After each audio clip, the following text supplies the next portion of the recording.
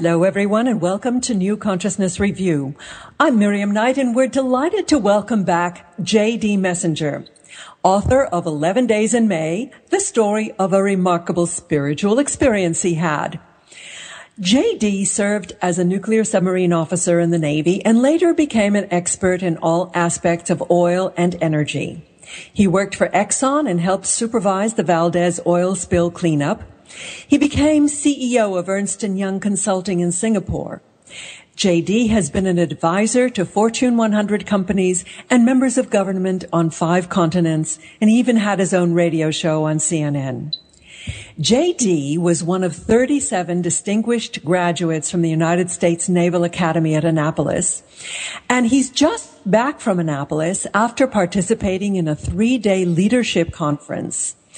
And on our show today, we're going to discuss some of the core topics that they covered during the conference. And I'm really looking forward to our show, so welcome, J.D. Hi, Miriam. It's fabulous to be back. Thank you very much. J.D., tell us about this conference. Who was there, and why did they all come together? Well, it's a conference that's been going on for 30 years. And every year, the Naval Academy sponsors this leadership conference. It is a collection of students from 20, in this case, this year was from 50 different universities, usually 3 or so students from the university as well as a professor, and they're all leaders in some organization. They could be the sports team captains. They could be the student body presidents. They could be leaders of a club, a music club, philosophical club, and all spaces in between. And these are all kinds of the people that were there. And the speakers included the admiral, the superintendent, Admiral Miller, and the commandant, Captain Clark, and business executives, the chief people officer, Susan Chalmers, was there from Walmart, and other admirals and dignitaries. The former director of the FBI, Louis Freeh, was one of the speakers.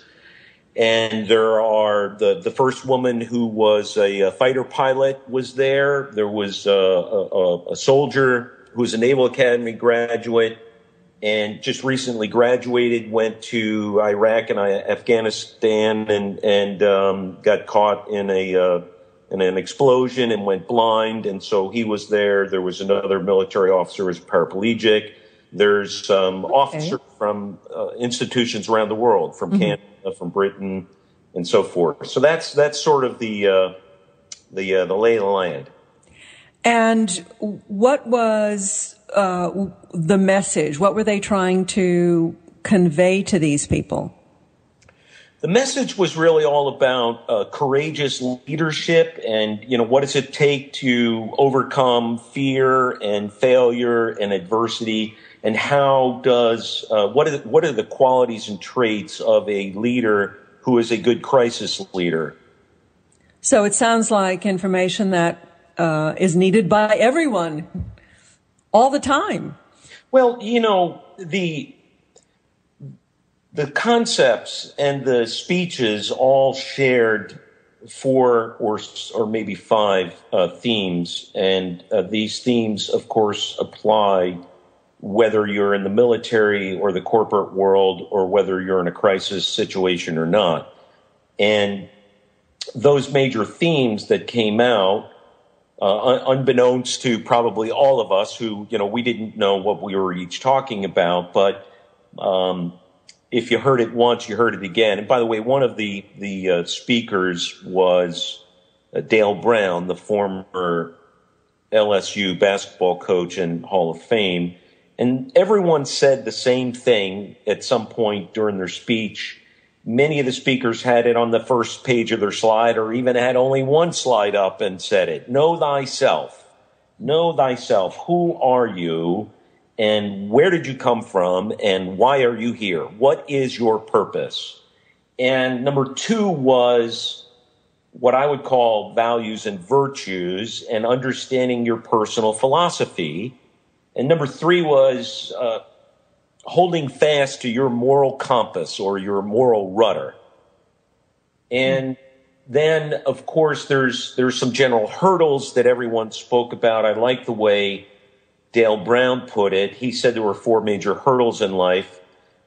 Hurdle number 1 was overcoming, and he said you can't jump over you can't go around these, you can't cheat, you can't, you have to jump these hurdles. And the first hurdle was all of the naysayers and the people that tell you it can't be done. The second hurdle is facing failure, because you will face failure. One of the case studies was on Abraham Lincoln, and they went over all of the failures, his bankrupt companies and debts that he owed and the deaths of his children and all of the elections he lost, and the man never stopped. And, so failure is part of the way. My personal belief is that there is no such thing as failure. There are lessons, and it just hasn't been accomplished yet. But in common vernacular, we call those failures. But once you jump over the failure hurdle, the third hurdle is your handicap. That there's something that's going to happen to you, a death, a divorce, a bankruptcy, an illness, something, and you have to jump over that. And the fourth hurdle was knowing who you are and why you're here, which Dale Brown said is probably the hardest hurdle there is to jump over. But the point that all of these speakers were making is that this is the backbone of being a leader, knowing who you are and what you stand for and what you believe in. And it's really accentuated or aggravated. It's like throwing gasoline on a fire when you're in a crisis, life and death situation. In my case, talking about the Valdez oil spill. So that was my main message, that you have to know who you are and what you believe in. Well, let's dissect these a little bit. Knowing who you are, that's talking about a really complex thing that involves where you came from, your family, your self-image, and if you want to get more esoteric, it's also your spiritual heritage. How did the speakers approach getting to understand who you really are in essence? Well, of course, there's a different spin on it from the military and the corporate world. And since I was in all of those worlds and the author of a spiritual book, I came at it from a little bit of all sides and meeting in the middle. Let me step back and say one universal thing that everyone said, that everyone believes in, not just in the conference, but I think universally, is that every human being loves to feel that they're a part of something bigger than themselves.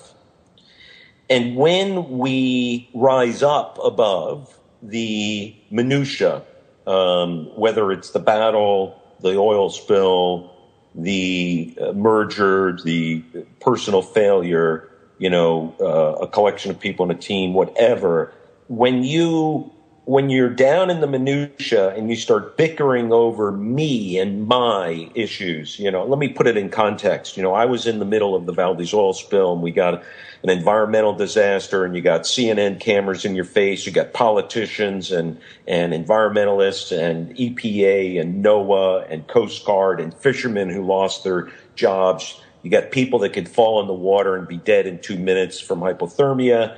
You've got 8-foot grizzly bears on the beach, getting a little irritated with you, interfering with your sand fishing. And you got 60-mile-an-hour winds that could whip up in 15 Cs. It's a very dynamic environment, to say the least. So that's where character really comes in. Character. I pound the table here. That's what the main message is, that in the common vernacular we call these things. And so to make it granular, in my situation, and then I'll come back up to serving something bigger than yourself, and I'll put it in the context of military, corporate, or spiritual. But in my particular situation, you know, if the environmentalist is coming up and saying this and the fisherman saying that, and, you know, meanwhile you're trying to do the job and avoid the bears and clean up the oil and not fall into the water, I mean, you can get ripped apart. You know, every minute you will be ripped apart by the prevailing wind, current, speaker, or interview person. And so, you know, what I said to them when one of the, you know, young students asked me, you know, how did I survive? I said, well, I throw in a lot of humor in this situation. And I said, you know, you remember the movie Finding Nemo with Dory, when she was talking to the father, whose name escapes me, but she said, just keep swimming, you know, and everyone laughed. And I said, I would just say to myself, just keep swimming, just keep swimming. To break the moment and snap me back into remembering why I'm there. I am there to protect the environment. I am there to clean up this oil spill. I am there to serve something that is bigger than the fishermen, bigger than the environmental issue, bigger than, you know, all the other 12 people who have their own particular posture, position, or outcome that they're seeking. And they are all, you know, they are not aligned. And well, that kind of shifts over into the second part, which is having a purpose. I guess there are kind of small purposes and big purposes, but if you can focus on a greater purpose than yourself, I guess that gives you an anchor. Right, it does. That's the thing basically what we're talking about, Miriam, is we're talking about the difference between our head and our heart.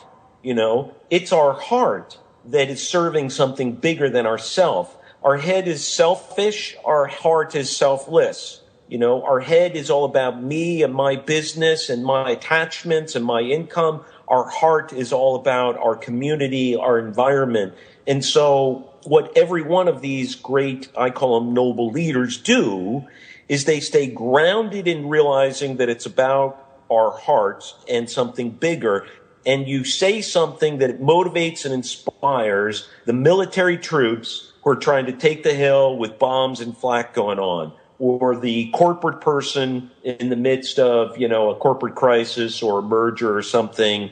You know, all of these great noble leaders pull people up. They pull them out of their head and out of their self mindset into something bigger.